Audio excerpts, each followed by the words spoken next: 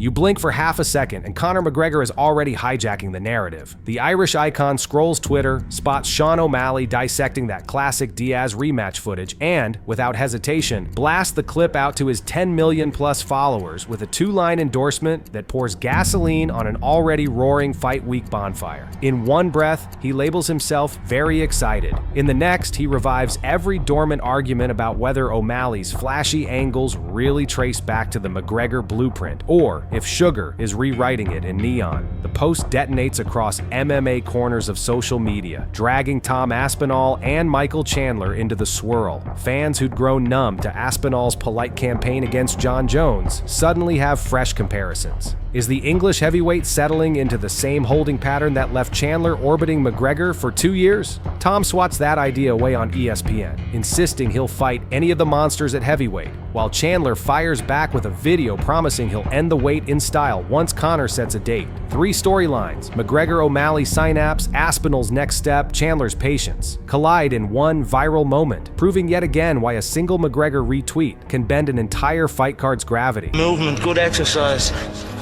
good music, good clothes, good food. These are the things I love. Competition.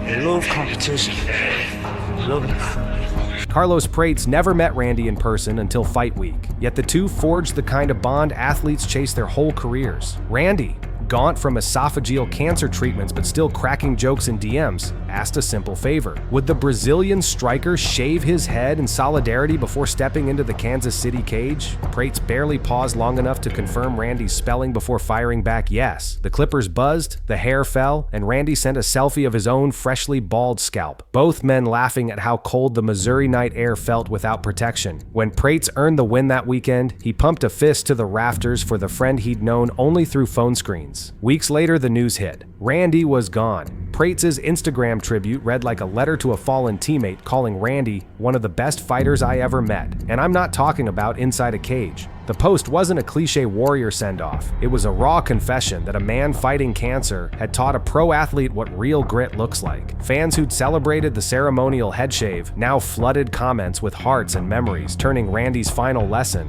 courage wears many uniforms, into a communal mantra. Pô, tô aqui com o Randy, pô, me ensinando várias lições essa semana aí. Às vezes a gente tem, pô, aprende, reclama de qualquer coisinha que acontece na nossa vida e o cara tá aí, pô, foi diagnosticado com câncer terminal, me mandou mensagem pra eu ir raspar o cabelo dele porque eu era o lutador preferido dele. 16 months ago, Kevin Lee was singing from the GFL hymn book, touting the startup as the sport's next disruptor, a fresh canvas for overlooked lightweights. Today he's lawyering up, alleging that same promotion defamed him, extorted him, and leveraged his name like counterfeit currency. On SiriusXM, he laid out the timeline. Heavy talks that produced polished press releases but zero contracts, social media teasers that banked on his UFC cachet, and finally a cold silence when Lee asked for firm dates or financials. The Motown phenom now claims GFL's executives dangled phantom fight purses to lure investors, then ghosted when television partners failed to materialize. Legal briefs accused the company of smearing Lee's reputation once he pulled back the curtain. Yet the 32-year-old sounds liberated, not bitter. His energy is laser-focused on PFL 5, June 20th, opposite streaking Gaji Rabadanov. Lee relishes the irony. Critics who said leaving the UFC spelled obscurity will watch him headline on ESPN, while the organization he once hyped may answer subpoenas instead of fan questions. If he topples Rabadanov's 11-fight streak, Lee believes the courtroom win will pale beside the roar of proving again that a top-tier lightweight needs only a stage and a worthy foil. Just address this once and leave it at that. A lot of people have been calling, and first of all, I'm fine. This is martial arts training. I've been training martial arts for 15 years. I can tell you how many times I've seen people get knocked out, submitted, arms broken, cut up. This is what we do. This is what happens into the gym. Sonnen has always monitored view counts like a Wall Street analyst tracks futures, so when numbers tank, he notices. Lately, every thumbnail flaunting Jon Jones and Tom Aspinall bleeds clicks faster than a leaky radiator. Sonnen's theory, delivered with trademark Oregon candor. Fans are tired of being teased. The heavyweight super fight has shape-shifted through rumors, injuries, and calendar shuffles until supporters doubt it will ever breach reality. That skepticism, he argues, calcifies into apathy, deadlier than dislike because apathy demands no engagement. He cites analytics. Headlines that once rocketed to the top of aggregation sites now languish in third place within hours, even when new inside scoop accompanies them. The phenomenon fascinates Sonnen. It's a real-time case study proving audience trust is a finite resource. He warns promoters that the fix isn't a louder marketing trumpet, but a signed bout agreement, something tangible fans can mark on personal calendars. Until then, Sonnen's thumbnails pivot to fresher stories, and his channel's health rebounds. The lesson resounds beyond YouTube monetization. In an era of instantaneous skepticism, promising a mega fight you can't deliver is like writing checks on a closed account. The backlash, measured and silent scroll-past gestures, stings for months. Hey, I forgot to tell you guys, I got a call, and this was yesterday, and I was giving you a full recap. For any of you loyal listeners of the show, but I was giving you a full recap because I ended up in a dust-up.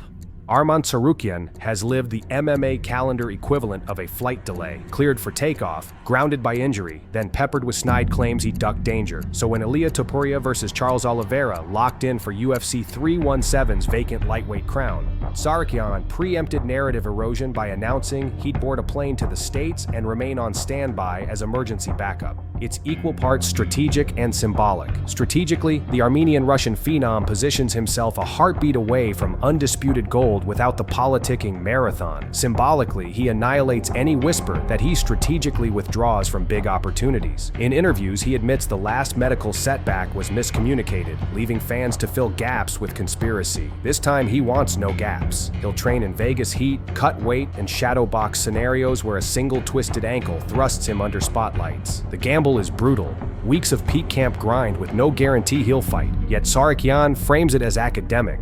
I need to take chances now. If the cage door never closes behind him on fight night, he still collects credibility chips the way a savvy investor hoards blue chip stocks. And if fate intervenes, he could parachute straight into champion status, rewriting months of doubter discourse in one evening.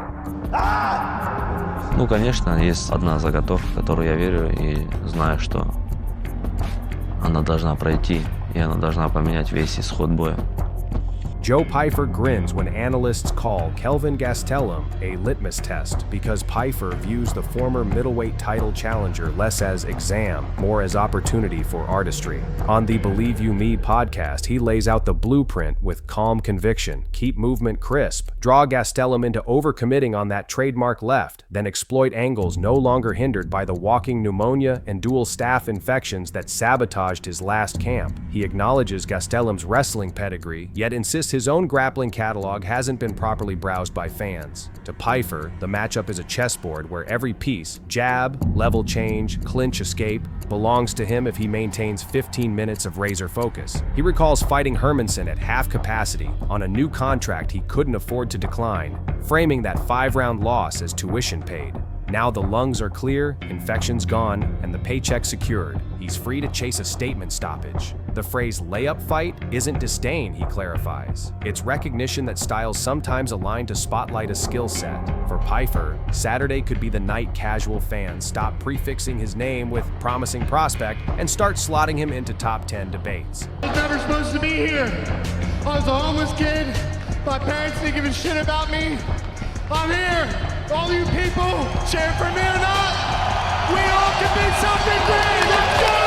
Demetrius Johnson's analytical dissection of Ilia Topuria feels less like hypothetical commentary and more like a scientist blueprinting a lab test. On Tim Welch's channel, DJ scrolls through Topuria's highlight reel, noting the Georgian Spaniard's lethal comfort in that mid-range pocket. Check, then a blizzard of hooks. Fine, so change the terrain. Johnson's voice quickens as he maps a fight inside the clinch, a zone where Topuria's hammering body head. Flurries become liabilities against short elbows and knees. He pictures Charles Oliveira Oliveira tying Ilia up, pressing forearm against neck, alternating between body digs and sneaky collar tie knees. The key, Johnson stresses, is denying Topuria the reset. Break his rhythm, smother the combinations, and force reactive thinking. He even foreshadows a counter-throw angle if Topuria initiates a takedown, flipping nimble hips for a scramble into dominant position scenario fans seldom see on highlight edits. Johnson's fascination isn't rooted in doubt. He praises Topuria's power and timing, but points out the clinch void where data is scarce. Fighters, he says, transition from dominant to human. The moment the unknown becomes laboratory experiment, it's a cerebral roadmap, shared freely, almost daring future opponents to copy-paste and see whether Topuria's unbeaten mystique can survive elbow-infested close quarters. Henry Cejudo evaluates Merab Dvalishvili versus Sean O'Malley,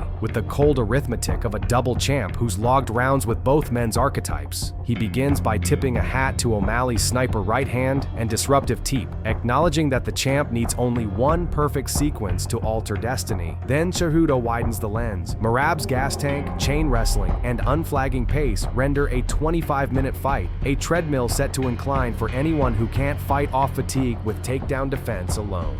In Henry's calculus, O'Malley's window sits squarely inside the first 2 rounds, where speed and timing peak. Survive that, and Merab's relentless level changes become a drowning current. Cejudo refuses to call it a certainty.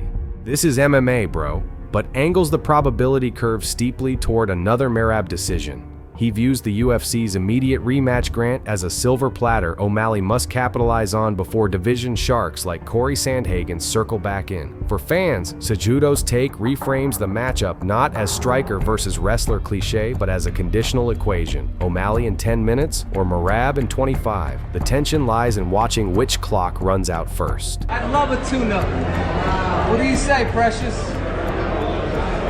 Serious? Are you you're good to go now, huh? I'm good to go. Because I think you absolutely suck.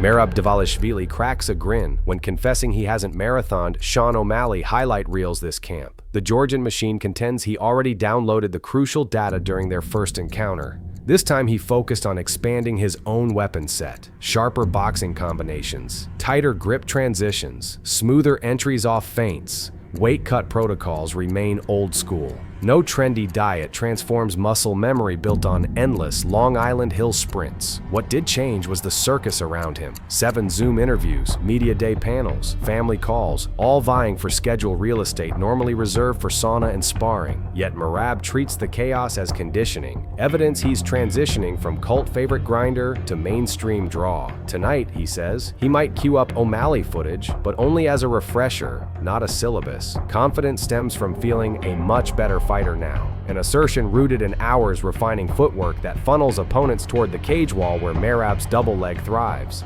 Critics wonder if neglecting fresh film invites surprise. Merab shrugs. Unexpected puzzles energize him. Just ask the wrestlers who thought his gas tank would finally redline after round 3, only to watch it purr into 5th round overdrive. Sean Strickland's refusal to fight Caio Borralho spotlights a paradox.